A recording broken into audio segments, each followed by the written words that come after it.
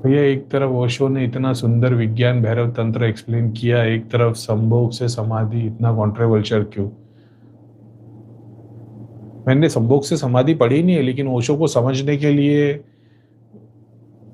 ओशो का कम से कम 0.01% तुमको होना पड़ेगा, तभी ओशो को समझ पाओगे। इतना अगर संभोग इतना बुरा होता तो भगवान बनाते क्यों?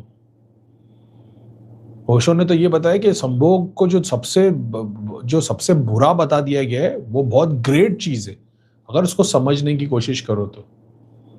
समझ रहे हो?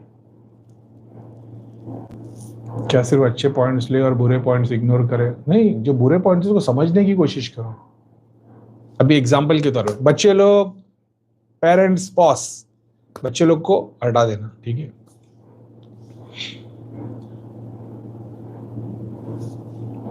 देखो, बोलना कंट्रोवर्शियल रहेगा, लेकिन अब तुम लोग को पता है क्वेश्चन ऐसे आते तो मैं आंसर देता हूँ। शिव जी कहाँ है? आसमान में। माता पार्वती के आसमान में, के मंदिर में, कि तुम्हारे अंदर में?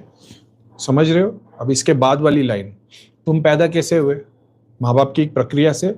तो माँ की फुल बॉडी, बाप की फुल बॉडी, शिव और शक्ति, वही बॉडी के हर एक पार्ट्स में शिव और शिव शक्ति, हर एटम, हर बॉडी के अंदर जो बैक्टीरिया, केमिकल, जितने भी चेंजेस हो रहे, सब ब्रह्मा विष्णु महेश की लीला चल रही है।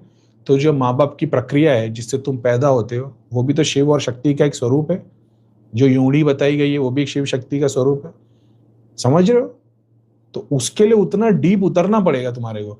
तो जब तुम ग्रस्त जीवन में रह रहे हो तो ये चीजें वो लगेगी, लेकिन जब तुम डॉक्टर बन के गायनोकोलॉजिस्ट बनोगे तो फिर तुम्हारा डेली काम वही रहेगा, उसी चीज में हाथ डालना।